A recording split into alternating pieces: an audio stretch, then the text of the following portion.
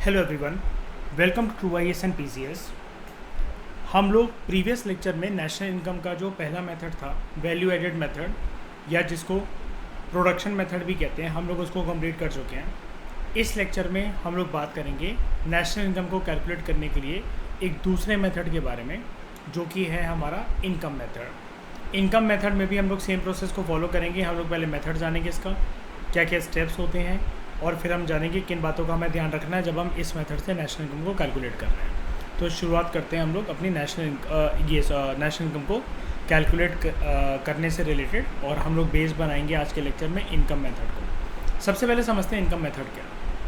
Previously हम लोग introduction में बात कर चुके हैं इसके बारे में, लेकिन अब ये डेप्थ में हम लोग बात करेंगे। इनकम मेथड नेशनल इनकम को मेजर करता है पेमेंट्स की साइड से। जैसे वैल्यू एडेड जो था वो मेजर करता था from the side of production, payment की साइड से ये मेजर करता है जो कि फैक्टर्स ऑफ प्रोडक्शन को दिए जाते हैं। फैक्टर्स ऑफ प्रोडक्शन हमारे देश में, क्या किसी इकोनॉमी में भी, देश नहीं बोलना चाहिए, किसी भी इकोनॉमी में 4 होते हैं: लैंड, लेबर, कैपिटल और एंटरप्राइज। अब इन चारों को इनकम मिलती है अपनी। लैंड से मिलता है रेंट, लेबर को वेजेस, कैपिटल से इंटरेस्ट, और एंटरप्राइज को मिलता है या एंटरप्रेन्योर को कह लो प्रॉफिट। तो देखो यही दे रखा है, rent, wages, interest and profit. क्यों मिलता है? क्योंकि इन लोगों ने अपनी प्रोडक्टिव सर्विस दी होती है, या लैंड, लेबर, कैपिटल और एंटरप्राइज की वजह से कोई भी एक गुड या सर्विस प्रोड्यूस हुआ होता है इकॉनमी में। एक साल के अंदर अंदर जब वो अपनी प्रोडक्टिव सर्विस दें, और एक साल के अंदर अंदर उनको अपनी प्रोडक्टिव सर्विस देने के लिए बदले में उनको पेमेंट मिल रही हो, रेंट, वेजेस, इंटरेस्ट और प्रॉफिट की फॉर्म में, जो ऑब्वियसली बात है 4 फैक्टर्स ऑफ प्रोडक्शन में अलग अलग तरीके से डिवाइड होगी: land, labour, capital, enterprise, rent, wages, interest and profit. एक साल के अंदर जब हम इस तरीके से कैलकुलेट करते हैं सबकी पेमेंट की साइड से कि एक देश में एक देश में एक साल के अंदर कितनी पेमेंट जनरेट हुई, ठीक है, उसको हम लोग बोलते हैं इनकम मेथड। तो यहाँ पर आपको राइटर ये बोल रहा है कि हम 100 बातों की एक बात करके ये बोल सकते हैं कि जो इनकम है इसको कैलकुलेट करा जाता है जब हम चारों फैक्टर इनकम को मर्ज कर देते हैं, ऐड कर देते हैं। यानी कि जो फैक्टर्स ऑफ प्रोडक्शन होते हैं वो 4 फैक्टर इनकम जनरेट करेंगे। कैसे? सारे के सारे जितने प्रोड्यूसिंग यूनिट्स हैं जो कि एक डोमेस्टिक इकोनॉमी, एक देश में लोकेटेड है during a period of account, यानी कि जब हम उनको कैलकुलेट कर रहे हैं। और जनरली इकोनॉमी में कोई भी चीज़ जो लिया जाता है टाइम पीरियड, वो 1 साल लिया जाता है, एनुअल अकाउंट। तो जितने भी फैक्ट्रीज, प्रोड्यूसिंग यूनिट्स, इंडस्ट्रीज़ या कोई भी डोमेस्टिक हाउस होल्ड्स वगैरह, कुछ भी वो गुड एंड सर्विस प्रोड्यूस कर रहे हैं 1 साल के अंदर अंदर, और बदले में उनको उनके लिए फैक्टर इनकम मिल रही है, वो national income through income method का पार्ट बनेगा। तो जब हम डोमेस्टिक इकोनॉमी में इन सभी प्रोड्यूसिंग यूनिट्स की 1 साल के अंदर अंदर फैक्टर इनकम को कैलकुलेट कर लेते हैं, तो हमारे पास क्या निकल कर आता है? हमारे पास निकल कर आता है डोमेस्टिक इनकम, या जिसको हम लोग टेक्निकली बोलते हैं NDP@FC। जब हम इसमें नफिया ऐड कर लें तो हमारे पास ये डोमेस्टिक इनकम क्या बन जाएगी? नेशनल इनकम बन जाएगी, और हमारे पास फाइनल फार्मूला आएगा NNP@FC। बस होगा क्या? ये D रिप्लेस होकर N बन जाएगा, डोमेस्टिक क्या बन जाएगा? N बन जाएगा, यानी कि नेशनल बन जाएगा। ये कैसे बना? हमने जब इसके अंदर net factor income from abroad को ऐड कर दिया। इसके बारे में हम बहुत डिटेल में प्रीवियस लेक्चर्स में बात कर चुके हैं। तो इनकम मेथड के अंदर नेशनल इनकम को मेजर करा जाता है एट द स्टेज जब फैक्टर इनकम जो है वो इंटरप्राइजेस के द्वारा ओनर्स ऑफ प्रोडक्शन को दी जाती है, ठीक है। ऑब्वियसली बात है, मैंने बताया था ना प्रीवियस लेक्चर में, इसमें तो किसी को डाउट नहीं है ना, मालिक ही तो बांटेगा ना सबको। जितना भी लेबर की जो दिहाड़ी है या उनकी वेजेस हैं, या जिस पर फैक्ट्री और इंडस्ट्री बना रखी है वहाँ पर जो भी लैंड जो रेंट वगैरह जाएगा, और कोई भी मशीन वगैरह अगर ख़रीद रखी है, क्या कहते हैं, कैपिटल गुड है वो, तो उस पर इंटरेस्ट जाएगा, ठीक है। हर महीने कुछ ना कुछ इंटरेस्ट देना पड़ेगा अगर लोन पे उठा रखा है उसको। तो लैंड, लेबर, कैपिटल और इंटरप्राइज को जो दिया जाता है factors of income, rent, wages, interest and profit की फॉर्म में। अब क्योंकि जो नेट वैल्यू ऐड करी जाती है, राइटर हमें ये बोल रहा, क्योंकि नेट वैल्यू जो इंटरप्राइज के द्वारा ऐड करी जाती है वो किसका रिजल्ट होता है? It is the result of services of factors of production. तो यही चीज़ जो फैक्टर्स ऑफ प्रोडक्शन होते हैं उन्हीं को बदले में अपनी सर्विस देने के लिए मनी इनकम मिलती है रिटर्न में। रेंट, वेजेस, इंटरेस्ट और प्रॉफिट ये डिस्ट्रीब्यूट करा जाता है फैक्टर्स ऑफ प्रोडक्शन के बीच में। तो जो वैल्यू निकल कर आती है नेशनल इनकम की, जब हम इनकम मेथड से इसको कैलकुलेट करते हैं, तो आपको याद है ना, मैंने बताया था कि चाहे वैल्यू एडेड मेथड हो, चाहे इनकम मेथड हो, या फिर जो हम अगला पढ़ेंगे एक्सपेंडिचर मेथड, क्या नेशनल इनकम इन तीनों में जब आप कैलकुलेट करेंगे तो अलग अलग निकल कर नंबर निकल कर आएंगे? बताओ,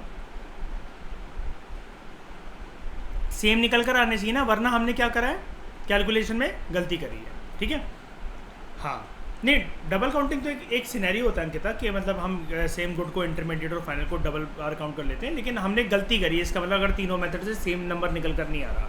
ठीक है, अभी तक हम लोग वैल्यू एडेड मेथड पढ़ चुके हैं ना, तो वो ये बोलता है कि अगर आप नेशनल इनकम चाहे इनकम मेथड से कैलकुलेट कर लो, चाहे वैल्यू एडेड मेथड से कैलकुलेट कर लो, वो ना सेम होनी चाहिए।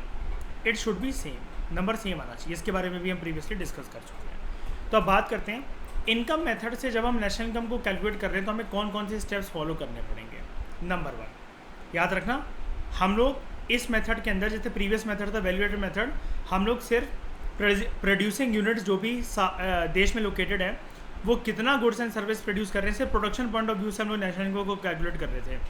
यहाँ पर जो लोग प्रोडक्शन कर चुके हैं उनको इनकम उनके प्रोड्यूस करने के लिए कितनी मिली, जो उन्होंने प्रोडक्टिव सर्विसेज दी है उनके लिए उनको फैक्टर इनकम कितनी मिली है, इनकम पॉइंट ऑफ व्यू से हम लोग कैलकुलेट करेंगे। तो दिमाग में इस वाली बात को लेकर चलना। ठीक है, सबसे पहला स्टेप क्या होता है, हमें सबसे पहले देश में जितनी भी इंटरप्राइजेज, फैक्ट्रीज, इंडस्ट्रीज़ हैं जो कि एम्प्लॉय करते हैं फैक्टर्स ऑफ प्रोडक्शन को, यानी कि लैंड, लेबर, कैपिटल और एंटरप्राइज को, हमें सबसे पहले उनको आइडेंटिफाई करना है।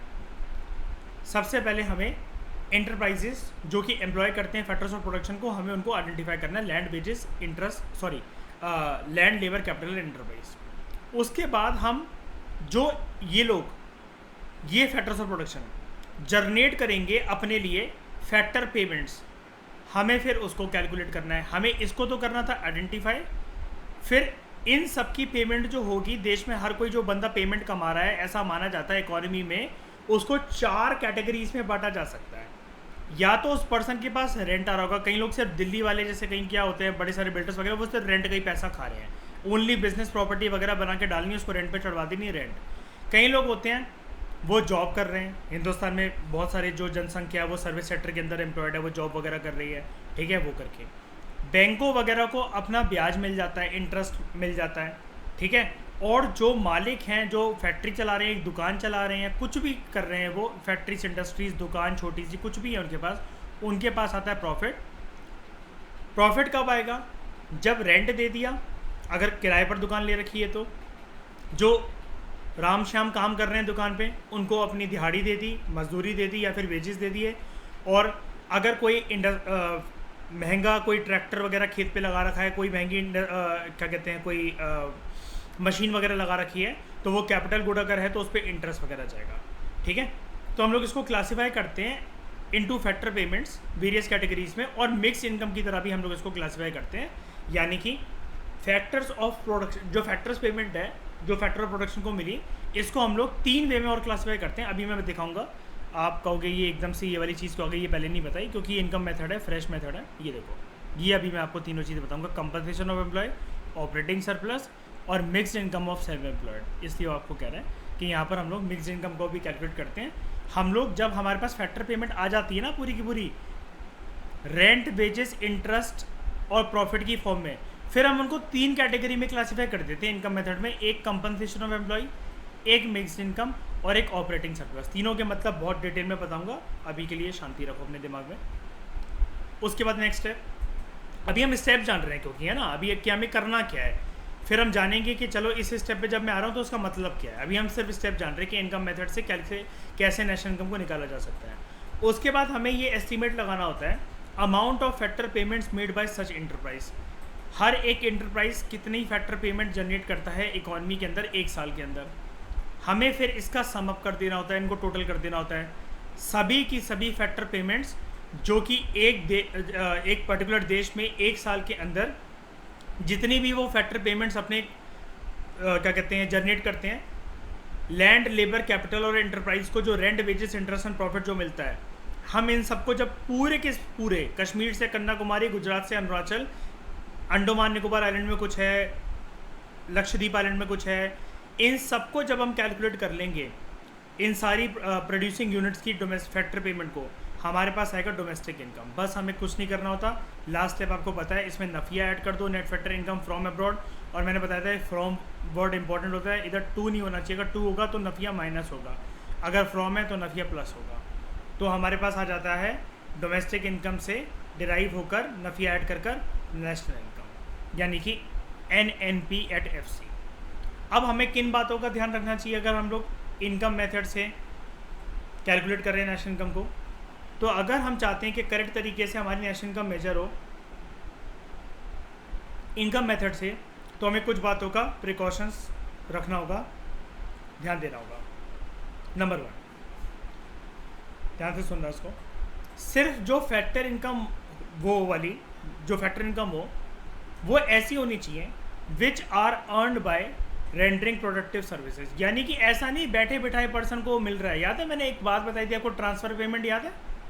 कुछ लाइक जो 19 कंसेप्ट हमने करे थे, किसी किसी को सब्सिडी वगैरह या फिर गरीब को जो राशन मिलता है या ग्रांट मिल गया या लोन मिल गया, यानी कि बंदे ने कुछ कंट्रीब्यूट नहीं करा, बैठे बैठा उसको मिल रहा है। हाँ, हम ये नहीं कह सकते कि इसने तो कुछ करा ही नहीं है, इन बुज़ुर्गों को पेंशन क्यों मिल रही है, बच्चों को मिड डे मील स्कीम क्यों मिल रहा है, ये तो बर्डन है। मैंने बताया था ना, ह्यूमन कैपिटल फॉर्मेशन मानते हैं हम लोग। बुजुर्गों को आप ये नहीं कह सकते क्योंकि जवानी में उन्होंने कंट्रीब्यूट करा है, इस चीज़ का वो पैसा खा रहे हैं। और बच्चों को हम लोग ट्रेन कर रहे हैं ताकि वो ह्यूमन कैपिटल फॉर्मेशन बनकर फ्यूचर में इकॉनमी के चलते हुए पहियों में पेट्रोल डालने का काम करें, इंजन में पेट्रोल डालने का काम करें और इकॉनमी और तेज़ की तरह रॉकेट बनकर दौड़े।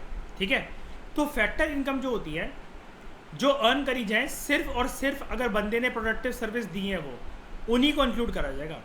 All type of transfer income जैसे ओल्ड एज पेंशन या अनएम्प्लॉयमेंट अलाउंस, बेरोजगारी है और उनको फ्री में पैसा मिल रहा है, या स्कॉलरशिप, ये एक्सक्लूड करा जाता है। बिकॉज ये तो क्या है कि एक साइडेड पेमेंट है। यहाँ पर जो प्यार होना चाहिए ना वो टू साइडेड होना चाहिए। यहाँ से पर्सन दे रहा है सर्विस और यहाँ से उसको जा रही है इनकम। लेकिन ये जो है ये दिल टूटेगा कब? जब सिर्फ इनकम ही इनकम इसके पास जाती जा रही है, there is no concept of services. तो ये चीज़ बेकार होती है इकोनॉमी के लिए। दूसरा, sale and purchase of second hand goods जो होते हैं वो एक्सक्लूड करे जाते हैं। हम पहले भी पढ़ चुके हैं ना पहले वाले मेथड के अंदर, बिकॉज ये करंट ईयर के प्रोडक्शन के पार्ट नहीं है। ये जिस साल प्रोड्यूस हुए थे इसको ऑलरेडी इंक्लूड करा जा चुका है। लेकिन याद है, सेकंड हैंड गुड्स की अगर कोई लेन देन करवाने में बीच में कोई दलाल हो, तो अगर उसको कोई कमीशन अगर मिल रही है या OLX वगैरह कोई साइट हो, जैसे यार अब तो बहुत सारे आ गई हैं, ठीक है, तो इसको इंक्लूड करा जाएगा। बिकॉज ये तो उस पर्सन का एक रिवॉर्ड हुआ कि वो अपनी प्रोडक्टिव सर्विस दे रहा है। उसने कम से कम एक बंदे को कार बेचनी थी, उसने बताया हाँ जी मेरे नोन में कोई है, कोई मिश्रा जी हैं, वो खरीद लेंगे आपकी कार। तो और बदले में इसने इससे भी पैसे लिए और मिश्रा जी से भी पैसे लिए, तो उसको अपनी सर्विस के लिए मतलब वो मिल गए, पैसे मिल गए। लेकिन कार अगर मिश्रा के पास जा रही है, शर्मा से मिश्रा के पास जा रही है, तो वो कैलकुलेट नहीं होगी नेशनल इनकम में, क्योंकि वो जिस साल प्रोड्यूस होगी, जिस शोरूम से निकली थी उस साल वो हो चुकी है। फिर चाहे वो 50 बार जाए, बीच बीच में अगर कोई कमीशन एजेंट है जो कि इस ट्रांजैक्शन को फुलफ़िल करवा रहा है, एक हाथ से दूसरे हाथ गाड़ी जाती जा रही है, उसकी इनकम तो कैलकुलेट होगी, ऑब्वियस सी बात है। उसका जो कमीशन है वो तो कैलकुलेट हो गई, इनकम मेथड के अंदर कैलकुलेट करा जाएगा उसको। Likewise sale proceeds of shares और बॉन्ड्स, इसको इंक्लूड नहीं करा जाता। अगर सेल और बॉन्ड शेयर्स और बॉन्ड्स को सेल करने की वजह से जो आमदनी हुई है उसको इंक्लूड नहीं करा जाता। ठीक है, उसके बाद इसको भी हम प्रीवियस क्लासेस के अंदर डिस्कस कर चुके हैं। Imputed rent of owner occupied dwellings, यानी कि ये जो इतना तगड़ा वर्ड है ना, ये imputed rent of owner occupied dwellings. Owner occupied dwelling का सबसे पहले मैं आपको मतलब बता देता हूँ। इसका मतलब होता है मेरा खुद का घर, सेल्फ हाउस। अब पढ़ो उसको, मेरे पास यहाँ से आ रहा है रेंट, ठीक है, खुद के घर से मेरे पास आ रहा है रेंट, या फिर value of production for self consumption. मैंने कोई चीज़ प्रोड्यूस करी इकोनॉमी के अंदर, चाहे भले खुद के कंजम्पशन के लिए करी, इसको इंक्लूड करा जाएगा। लेकिन value of self consumed services, इसको इंक्लूड नहीं करा जा सकता। और इसका हम एग्जांपल डिस्कस कर चुके हैं। घर की बीवी या फिर कोई भी लेडी अगर काम कर रही है, उसको कोई इनकम थोड़ी ना मिल रही है, इसको इंक्लूड नहीं करा जाता इनकी सर्विसेज को, सेल्फ कंज्यूम सर्विसेज। कि मेरी वाइफ मुझसे कितना प्यार करती है, जब भी मैं खाना खाने बैठता हूँ तो 500 किस्सियाँ देती है पहले मुझे, और उसके बाद मुझे अपने हाथों से खाना खिलाती है। अब वो कितना भी कर ले, लेकिन मैं उसको बोलता हूँ ना तुम्हें कमी किस बात की, तुम्हें पैसे क्यों चाहिए, मुझसे बोलो, मैं तुम्हें जो मर्ज़ी ला कर दूंगा। किसी भी वाइफ को या किसी भी घर की लेडी को कोई पगार नहीं देता पूरे वर्ल्ड में। और मैंने बताया था इसके लिए भी डिमांड चल रही है। एक मेंस्ट्रुअल लीव का कंसेप्ट जिसको पीरियड्स लीव कहा गया यूरोप में, और एक ये कि हाउसवाइफ को क्या इनकी सर्विसेज को हम लोग अगर किसी भी और फॉर्म में कन्वर्ट कर दे जिसमें इनको इनकम मिलनी चाहिए, कि इतना काम जितना ये घर पे कर रही हैं, अगर ये किसी के घर में काम वालियाँ होती तो ये 20-25 हज़ार रुपये निकाल लेती। ठीक है।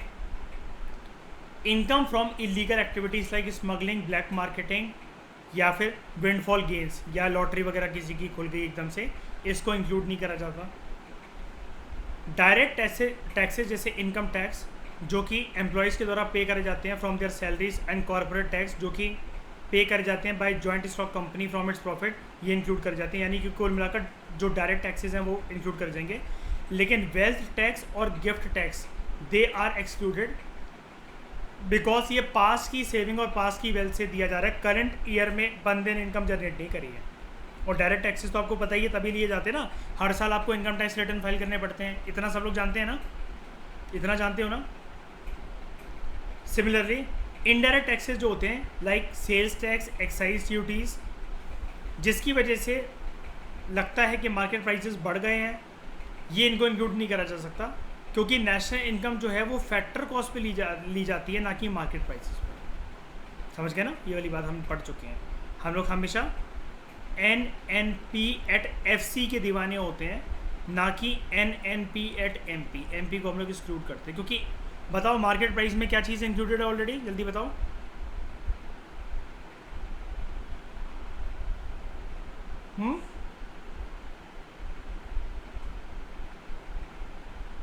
हमें इन सबको हटाना होता है ना, इन सबको हटाना होता है हमें। यस, बिल्कुल सही।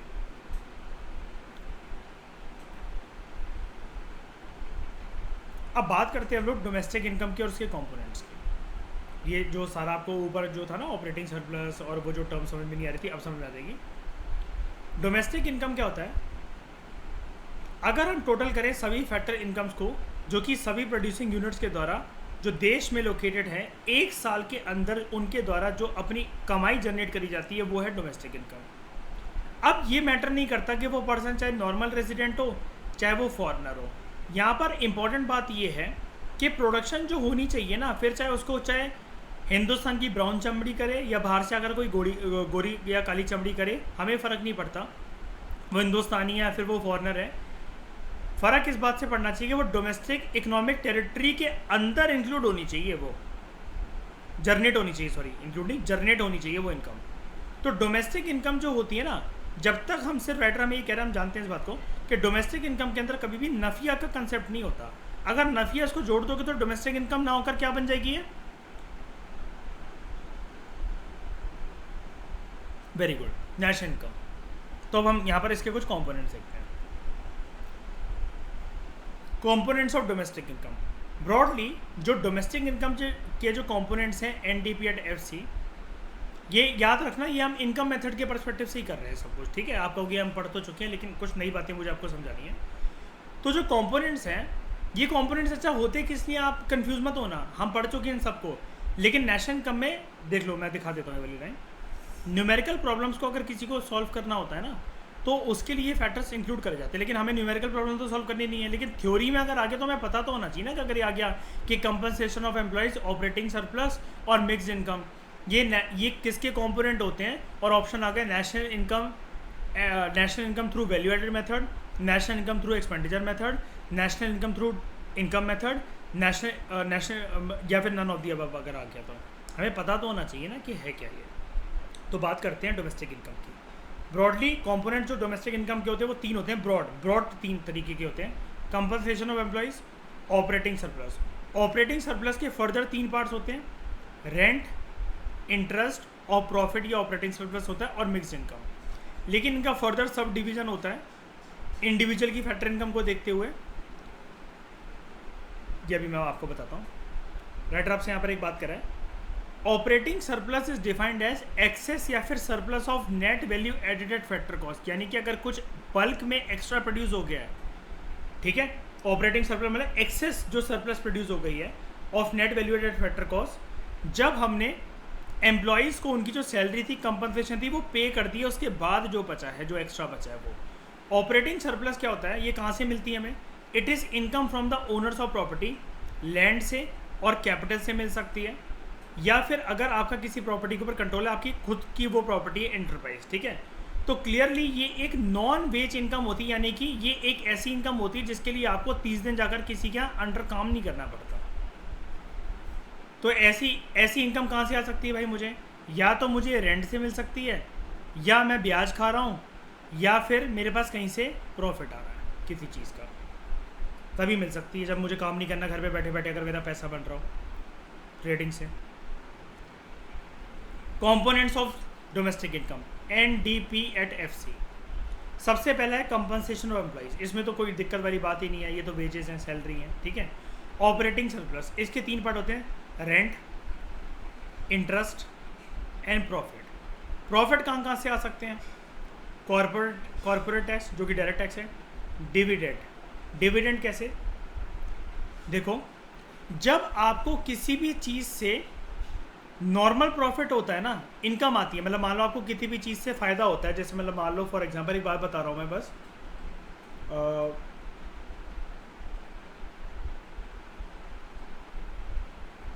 मैंने कोई चीज़ 20 रुपये में ली और मैंने उसको वो 30 में बेच दी, मुझे 10 रुपये का यहाँ पर क्या हो गया? 10 रुपीज़ का प्रॉफिट हो गया। डिविडेंड क्या होता है, एक बात याद रखना, जब भी आपको शेयर से, जो स्टॉक मार्केट के शेयर्स होते हैं, बॉन्ड्स या क्रिप्टो करेंसी से या किसी भी फॉर्म की इन्वेस्टमेंट से, जब आपको मार्केट से, कंट्री के स्टॉक मार्केट से या कोई भी अन्य मार्केट काम कर रही हो, क्रिप्टो मार्केट कुछ भी करके, जब वहाँ से आप शेयर्स को या क्रिप्टोस को ऊपर नीचे करके बेचते हो और जो आपको प्रॉफिट जो मिलता है, तो उसको प्रॉफिट ना कहकर हम लोग उसको नाम देते हैं डिविडेंड। और अनडिस्ट्रीब्यूटेड प्रॉफिट क्या होता है कि अभी ना मुझे सबका रेंट, वेजेस, सैलरी, पानी का बिल, बिजली का बिल, काम वाली का बिल, ये सब कुछ अभी मुझे चुकाना भी प्रॉफिट अनडिस्ट्रीब्यूटेड है। और एक और होता है mixed income of self employed, ठीक है। अलग अलग प्रकार से आपके पास इनकम कैसे आ रही है अगर आप सेल्फ एम्प्लॉयड हो तो, ठीक है। अब बात करते हैं, इसको एक एक करके समझते हैं। सबसे पहले बात करते हैं, पहला कंपोनेंट क्या था, यहाँ पर देख रहे हो, एक एक करके, अभी तो सिर्फ ये नाम है ना, अच्छे से कौन अंडरस्टैंडिंग देगा इसकी, एक एक करके पहले डिस्कस करते हैं। सबसे पहला कंपोनेंट है डोमेस्टिक इनकम में, इनकम मेथड से कंपनसेशन ऑफ एम्प्लॉइज। तो इसको देखते हैं होता क्या है। अब इसको खोद कर एक एक वर्ड को, ये जितने 7 वर्ड्स थे, अब इनको खोद कर निकालते हैं। अब कंपनसेशन ऑफ एम्प्लॉइज, ट्रेडिशनली इसको ना नॉर्मल भाषा में वेजेस कहते हैं, सैलरी, पेमेंट, इनकम, और कैसे मिलेगी जब मैं किसी का कुछ काम कर रहा हूँ उसके लिए, ठीक है। ये एक रिवॉर्ड होता है या फिर ये एक प्रकार का कंपनसेशन होता है जो कि एम्प्लॉयज़ को, लेबर्स को पेड करा जाता है, फिर चाहे वो काम वाली हो, चाहे मनरेगा के मजदूर हो, चाहे वो किसी MNC में काम कर रहे हो, चाहे वो इंडिगो में पायलट हो। क्यों मिलती है इनको ये पेमेंट? क्योंकि ये सारे के सारे एग्जाम्पल जितने मनरेगा से लेकर, काम वाली से लेकर, इंडिगो के पायलट तक जो मैंने एग्जाम्पल दिए, ये अपनी कोई ना कोई उस कंपनी को प्रोडक्टिव सर्विस दे रहे हैं। ये सर्विस दे रहे हैं तो कंपनी इनसे सेटिस्फाई होकर इनको 30 दिन के बाद महीने की पहली दूसरी तारीख को इनको तनख्वाह पकड़ा देती है। ये तनख्वाह जो इनको मिलती है वो वेजेस है, और इसको इकोनॉमिक्स की लैंग्वेज में कहा जाता है कंपनसेशन ऑफ एम्प्लॉय। कहाँ पर कहा जाता है? इनकम मेथड को कैलकुलेट करते वक्त। लेकिन इसमें और होता क्या है अगर हम इसको ब्रॉडली देखें तो, जब हम नेशनल इनकम निकाल रहे हैं इनकम मेथड से, तो हम देखेंगे क्या क्या कैलकुलेट करेंगे। सबसे पहले हम वेजेस और सैलरीज जो कि इंसान को इस देश में एक साल में या तो वो कैश में मिली हो या काइंड में मिली हो, उसको हम देखते हैं। ये इसका पार्ट होता है कंपनसेशन एम्प्लॉयज़ का। ज़रूरी नहीं है कि आपको जो कोई भी चीज़ हो वो आपको सिर्फ कैश में मिली हो, काइंड में भी मिल सकती है, यानी कि गुड्स की फॉर्म में भी मिल सकती है। यानी कि जैसे फॉर एग्जांपल अगर आप एक मज़दूर और किसी के खेत में काम कर रहे हो अगर, ठीक है, और वहाँ से ऐसे 50 बोरी अगर गेहूँ अगर प्रोड्यूस हुआ है, तो ज़मींदार ने आपसे कहा या तो पैसे ले लो, ठीक है, तुमने जो 3 महीने 4 महीने इस खेती में काम करा, या मैं तुम्हें 5 बोरे इसके गेहूं के चावल के दे देता हूँ, ये चीज़। तो पर्सन ने यहाँ पर अपनी जो वेजेस हैं या सैलरी है किस फॉर्म में एक्सेप्ट करी? कैश की फॉर्म में करी? जी नहीं, काइंड की फॉर्म में करी। ओके। उसके बाद एम्प्लॉयर, याद रखना एम्प्लॉयर लिखा हुआ है, एम्प्लॉय नहीं लिखा हुआ है। एम्प्लॉयर का कंट्रीब्यूशन कितना to the social security schemes, यानी कि क्या वो अपने लेबर्स वगैरह को कवर करवाता है? जैसे होती नहीं बड़ी सारी स्कीम्स वगैरह, या कुछ हो जाए कल को कुछ हो जाए तो हम जिम्मेदारी लेते हैं, इसमें आपका कवर होगा। आज के टाइम में जो बड़ी बड़ी MNCs है ना, उनका भी हेल्थ इंश्योरेंस और ये लाइफ इंश्योरेंस वगैरह कार्ड कंपनियां बनाकर देती हैं, पता होगा ये आपको, है ना। उसके बाद या फिर ये तो पता ही होगा ना एटलीस्ट, सोशल सिक्योरिटी स्कीम अगर मैं वैसे ना बोलूँ कि मैटरनिटी लीव का कंसेप्ट तो पता ही होगा, मैंने बताया था प्रीवियस लेक्चर में, उससे तो रिलेट कर ही सकते हो ना। और मैंने ये भी बताया था कि वो जॉब वॉब पे रखने के लिए थोड़ा सा आनाकानी करते हैं, सोसाइटी में बताया था आई थिंक मैंने ये वाली बात, कि न्यूली मैरिड और उस बंदियों को मतलब अवॉइड करती हैं आजकल की कंपनियां, कि कल को वो प्रेग्नेंट हो गई तो बैठे बैठे पैसा देना पड़ेगा उनको, याद है वो वाली बात? ठीक है। उसके बाद रीम्यूनरेशन, किसी को सैलरी वगैरह अगर कैश में मिलती है तो वो कैसे मिलती है? वेजेस और सैलरीज अलाउंस की फॉर्म में, bonus, city compensatory allowance, house rent allowance, leave travelling allowance. जब किसी को काइंड में पेमेंट मिलती है तो कैसे मिलती है? In the form of goods या in the form of services, जैसे rent free quarter, free water, free electricity, free uniform, free service of vehicles और amount of interest on interest free loans, ये चीज़। और IAS बनने के बाद इन दोनों तरह की सैलरी का कंबाइंड वे में हम लोग मज़ा उठा सकें, एक ही सैलरी में दोनों मज़े मिलेंगे हमें, ठीक है, कैश भी और काइंड भी। अब ऊपर एक टर्म थी कि एम्प्लॉयर का contribution to the social security schemes, ये क्या मतलब होता है? यानी कि एक एम्प्लॉयर कितना कंट्रीब्यूट करता है अपने वर्कर्स के लिए to the life insurance schemes, casualties की कोई इंश्योरेंस, प्रोविडेंट फंड में और पेंशन स्कीम में। ओल्ड एज पेंशन एक ट्रांसफ़र पेमेंट होती है, लेकिन रिटायरमेंट पेंशन जो होती है ना, वो कंपनसेशन ऑफ एम्प्लॉय माना जाता है, ये वाली बात याद रखना है। ओल्ड एज पेंशन तो पर्सन बुजुर्ग हुआ है इसलिए उसको पेंशन मिल रही है, लेकिन रिटायरमेंट पेंशन मतलब क्यों? इसका मतलब वो इकॉनमी में जब वो पेंशन ले रहा है तो इकॉनमी में उससे पहले वो 30 से 40 साल अपनी कमर तोड़वा कर आया है। इकॉनमी में आज जो ये पहिए घूम रहे हैं, इसका मतलब उसने एक टाइम पर इसके अंदर पेट्रोल डाला था अपनी मेहनत की वजह से, अपनी सर्विस की वजह से, इसलिए उसका मुआवजा खा रहा है वो बैठकर। तो ये रिटायरमेंट पेंशन जो होती है ना, इट इज़ नॉट अ हराम खोरी, मेहनत करी है पहले पर्सन ने जवानी में, उसके बाद उसको ये मिल रही है, ठीक है। जो कंपनसेशन कभी भी एक इंजर्ड वर्कर को मिलेगी, यह एम्प्लॉय का कंट्रीब्यूशन क्या होता है सोशल सिक्योरिटी स्कीम में, याद रखना एम्प्लॉय का, एम्प्लॉयर डाल रहा है पैसा और आप भी डाल रहे हो, ठीक है, ठीक है। Travelling allowance related to the business promotion, या फिर मतलब कंपनी ने आपको बोला आप मतलब क्या कहते हैं ट्रिप लगा लो सिंगापुर की और हमारे प्रोडक्ट वहाँ पर बता कर आओ, ठीक है। Amount of loan etcetera, they are not included in compensation of employees. क्यों? ये तो सब कुछ रेगुलर थोड़ी ना है, ये रेगुलर थोड़ी ना है। कंपनी के हर महीने आपको फिक्स है कि एक तारीख को सिंगापुर भेज ही देगी या दूसरी कंट्री भेजती रहेगी, ओके। फिर बात करते हैं रेंट एंड रॉयल्टी की, ये जो दूसरा कंपोनेंट था इसका, रेंट। रेंट एक फैक्टर इनकम होती है which is earned from lending the services of land, building, ये होता है रेंट। जो लैंड या आपकी बिल्डिंग से जो आपको इनकम मिलती है, इनकम जो प्राप्त होती है वो रेंट होती है, वो रेंट होता है। रॉयल्टी क्या होता है? रॉयल्टी एक ऐसी इनकम होती है which is earned by landlord from granting leasing rights of subsoil assets. ये जानते हो ना रॉयल्टी क्या होता है? हाँ, तो leasing rights of subsoil assets मतलब क्या?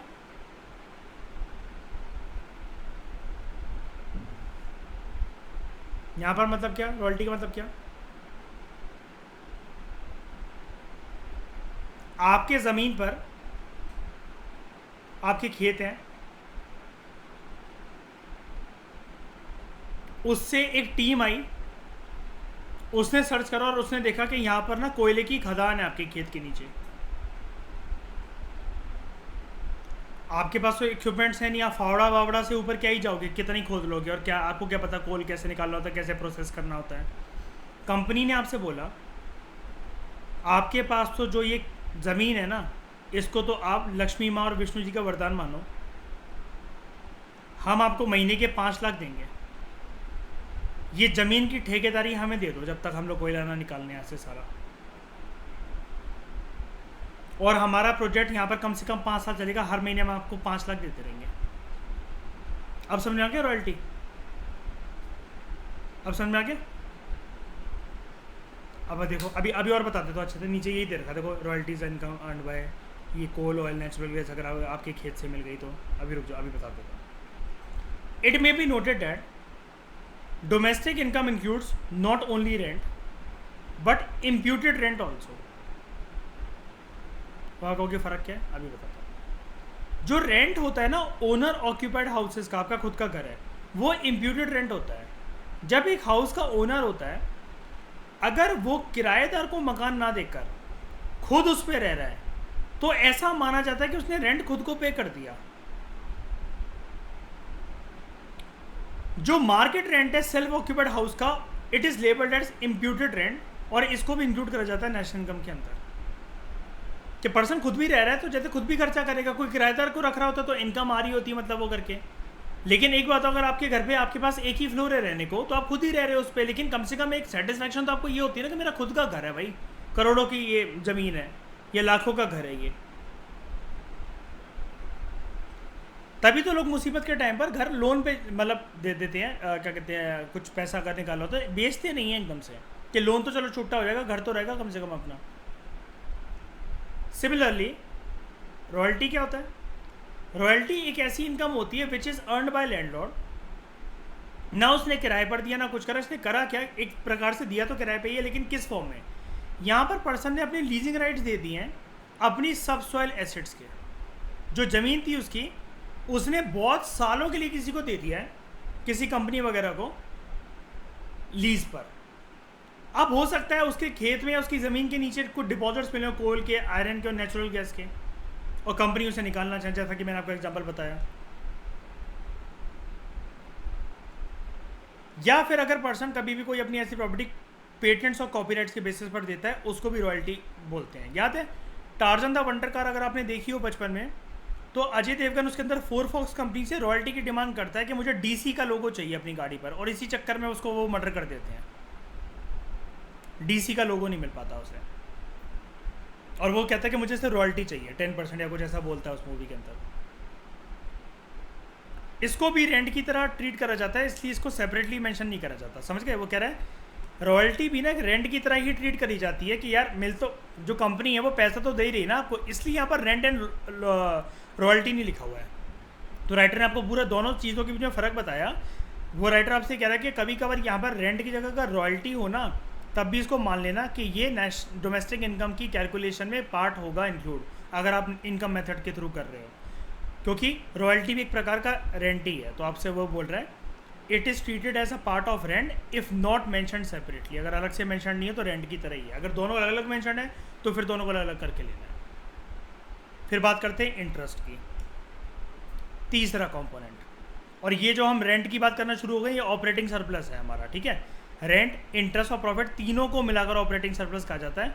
कॉर्पोरेट टैक्स, डिविडेंड और अनडिस्ट्रीब्यूटेड प्रॉफिट तीनों को मिलाकर प्रॉफिट कहा जाता है। अभी समझ में आ जाएगा। इंटरेस्ट एक ऐसा प्राइस होता है, मतलब इंटरेस्ट एक इस चीज़ के लिए प्राइस होता है जो कि आपको पे करना पड़ता है या आपको मिलता है। आपने किसी को या तो कोई चीज़ ब्याज पे दे रखी है तो आप इंटरेस्ट खाओगे, ले रखी है तो आपको इंटरेस्ट देना पड़ेगा, जो आपने फंड्स बोरो कर रखे होते हैं उस चीज़ के लिए। ये एक फैक्टर इनकम होती है to the lender of fund, जिसने आपको पैसे दिए हैं ना, या अगर आपने किसी को दिए तो जो लेंडर होगा ना उसके लिए एक फैक्टर इनकम का काम करता है इंटरेस्ट। अब एक जो प्रोडक्शन यूनिट है वो मनी बोरो करता है इन्वेस्ट करने के लिए, उसको अपनी बिल्डिंग बड़ी करवानी है एक फैक्ट्री ओनर को, या फिर एक मशीन लगवानी है, या फिर खेती बाड़ी में कोई आपको एक बड़ा सा हार्वेस्टर या ट्रॉलर या कुछ भी चाहिए, अगर ऐसा ट्रैक्टर चाहिए। बिजनेस के अंदर लोग अक्सर बोरो करते हैं बैंक वगैरह से पैसा, और फिर बदले में बैंक को इंटरेस्ट आता है, ब्याज जाता है। तो इंटरेस्ट ना एक प्रकार से रिवॉर्ड और पेमेंट होता है जो कि बोरर देता है जिसने उसको पैसे दिए होते हैं, क्योंकि उसने उसको मनी कैपिटल दिया था, ठीक है, फॉर यूजिंग इस कैपिटल फॉर प्रोडक्शन, कि अगर तुम्हें कोई भी प्रोडक्शन करनी है तो मैं तुम्हें कैपिटल देता हूँ, बदले में तुम मुझे ब्याज दोगे। अब ये रिवॉर्ड और इसको पेमेंट क्यों कहा गया है? बिकॉज जितना उसने पैसा लिया होता है वो तो पर्सन को वापस करना ही पड़ेगा, लेकिन ऊपर की मलाई भी ऊपर से आ जाती है। जैसे मतलब मान लो 2 लाख रुपए बैंक मैंने किसी को दिए, तो वो 2 लाख तो आएंगे ही आएंगे पूरे मेरे पास वापस, लेकिन ऊपर की मलाई भी आएगी, हर महीने का ब्याज भी आएगा। माइंड इंटरेस्ट जो पे करा जाता है on loan, it is included in the national income या डोमेस्टिक इनकम। अगर लोन आपने लोन लिया था अगर प्रोडक्टिव पर्पसेस के लिए, वैल्यू एडिशन करने के लिए, लेकिन अगर आपने कंजम्पशन पर्पसेस के लिए लिया था कि यार मतलब मान लो कि आपको हनीमून पे जाना है, या अगर आप घूमने फिरने जाना चाहते हो, कोई चीज़ खाना पीना आपको, आपने क्रेडिट कार्ड स्वाइप कर दिया अपना सिर्फ खाने पीने के लिए, आप मनी सेंसी या कहीं पर भी गए, आप बिग बाज़ार, सबवे बाज़ार या रिलायंस स्मार्ट या मॉल में गए और आपने क्रेडिट कार्ड स्वाइप कर दिया वहाँ पर अपना कुछ खाने पीने या कपड़ों के लिए, वो फिर पार्ट नहीं है उसका, नेशनल इनकम में ये इंक्लूड नहीं होता, क्योंकि यहाँ पर कोई वैल्यू एडिशन नहीं करी ना आपने। लेकिन अगर आपने बिजनेस वगैरह के लिए लोन लिया, कुछ किसी चीज़ के लिया, तो वो होगा। ठीक है। अकॉर्डिंगली पेमेंट ऑफ इंटरेस्ट, जो ब्याज पे करा जाता है, देखना क्या क्या इंक्लूड होगा क्या नहीं होगा। Accordingly payment of interest by a firm to bank, एक जो फर्म है, फैक्ट्री इंडस्ट्री या कुछ भी, वो बैंक को वो दे रही है, वो नेशनल इनकम के अंदर वो होगा, इंक्लूड होगा। Payment of interest by bank to an individual, हम भी पैसा रखते हैं, एफडी वगैरह बनवाते हैं, तो बैंक भी तो हमें ब्याज देता है कभी कभार डिपॉजिटर को, ये भी इंक्लूड होता है, ये भी इंक्लूड होगा।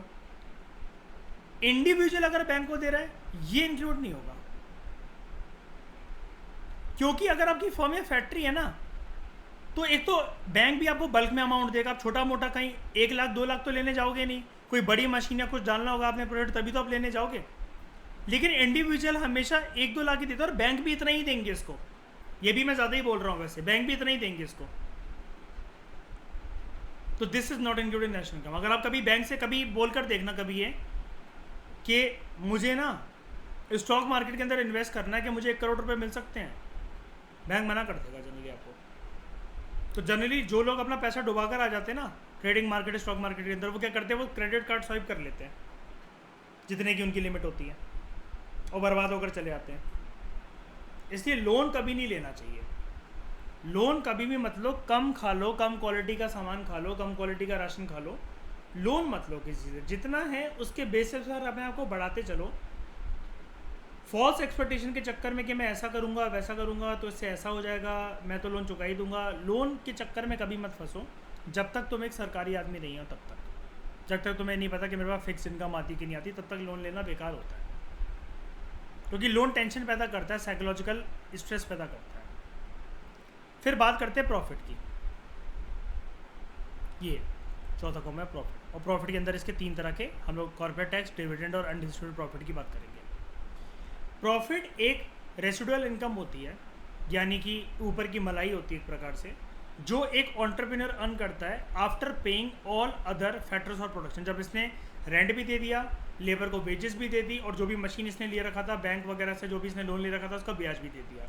तो प्रॉफिट एक रिवॉर्ड होता है, फैक्टर इनकम होती है, जो कि एक फैक्ट्री या इंडस्ट्री या एंटरप्राइज के ओनर को मिलती है फॉर ऑर्गेनाइजिंग प्रोडक्शन और अंडरटेकिंग अटेंडेंट रिस्क। हर एक प्रोडक्शन में, हर एक बिजनेस में रिस्क तो होते ही हैं। इसने रिस्क लिया था और सबको अपना सैलरी वगैरह, रेंट वगैरह, बिजली का बिल, पानी का बिल, काम वाली के पैसे, गाड़ी साफ करने वाले के पैसे, सबको इसने सब कुछ चुका कर जो इसके पास मंथ के एंड में बचा वो उसका प्रॉफिट होता है। प्रॉफिट नेगेटिव भी हो सकता है, पॉजिटिव भी हो सकता है, ऑब्वियस सी बात है, क्योंकि बिजनेस तो बिजनेस है। ये एक कंपनसेशन होती है जो कि ओनर्स ऑफ फर्म को मिलती है फॉर बीइंग इन बिजनेस और रिस्क लेने के लिए, उस बिजनेस के साथ एसोसिएटेड रिस्क को सहने के लिए। Reward of other factors of production, land, labour और कैपिटल से जो मतलब फैक्टर इनकम जनरेट होती है, रेंट, वेजेस और इंटरेस्ट, ये कॉन्ट्रैक्चुअल नेचर की होती है, बट एंटरप्रेन्योर की रेसिडुअल नेचर की होती है, क्योंकि वही सबको देने के बाद अपने पास देखता है मंथ के एंड में मेरे पास सबको देने के बाद घर पर लाने के लिए कितना पैसा बचा हुआ है। और लैंड, लेबर और कैपिटल की कॉन्ट्रैक्चुअल क्यों बोला गया है? भैया रेंट तो आपसे मकान मालिक लेगा ही, मकान मालिक को कुछ नहीं लेना देना आपका काम चल रहा है कि नहीं चल रहा। वर्कर को कुछ नहीं लेना देना, वर्कर से कभी नहीं बोल सकते कि इस महीने प्रॉफिट कम हुआ है तो तुम 30,000 के बदले 15,000 सैलरी ले लो, उनको कुछ नहीं लेना देना, वो कॉन्ट्रैक्चुअल है। बैंक को अपना ब्याज चाहिए, तुमने मशीन ली थी तब वो करके, तो बैंक को बैंक ने तो तुमसे हामियाँ भर दी थी, तुम तो कह रहे थे, बहुत बड़ी बड़ी बातें कर रहे थे कि ये मशीन खरीदूंगा तो मेरे जो घर के पापड़ हैं वो सिंगापुर तक जाया करेंगे, इंडोनेशिया के लोग, चाइना के लोग मेरे पापड़ मंगवाया करेंगे, बिस्किट मंगवाया करेंगे। उससे बैंक को कुछ नहीं देना ना, तुम्हारा धंधा चाहे चले चाहे ना चले, ये कॉन्ट्रैक्चुअल है। ऐसा भी नहीं होगा ना, क्योंकि आप तो इन लोगों के सामने भिखमंगापन दिखा रहे हो कि काम नहीं चल रहा तो पैसे कम ले लो। जो प्रॉफिट फिर ज़्यादा आएगा तो क्या रेंट ज़्यादा देने लगोगे मकान मालिक को? क्या वर्करों की सैलरी बढ़ा दोगे? क्या बैंक को ये बोलोगे प्लीज़ प्लीज़ ब्याज मुझसे ज़्यादा ले लो? ये भी तो नहीं करोगे ना। तो ये कॉन्ट्रेक्चुअल नेचर का होता है, और जो ऑन्टरप्रेन्योर के पास, बिजनेसमैन के पास जो मंथ के एंड में बचता है वो रेसिडुअल होता है। यानी कि छलनी से छन छन के चाय की पत्ती की तरह, चाय की तरह जब वो सबको मिल जाता है, जो चाय की छन्नी में जब वो पत्ती जो होती है ना, वो पत्ती इसका प्रॉफिट होती है सारी चाय छनने के बाद। It should be kept in mind that जो प्रॉफिट होता है एक कॉरपोरेशन को, एक जॉइंट स्टॉक कंपनी को, वो मेनली तीन पर्पज़ के लिए कंपनी यूज़ करती है। कॉरपोरेट या profit tax, dividend and undistributed profit. ये आइटम्स वो आपसे ये कह रहे हैं कि न्यूमेरिकल्स हम यूज़ करने के लिए काम आते हैं, हमारे सॉल्व करने के लिए काम आते हैं। प्रॉफिट तीन प्रकार के होते हैं। एक होता है कॉरपोरेट टैक्स, एक होता है डिविडेंड, और एक होता है अनडिस्ट्रीब्यूटेड प्रॉफिट। इसको हम नेक्स्ट लेक्चर में डिस्कस करेंगे। Thank you very much for discussion.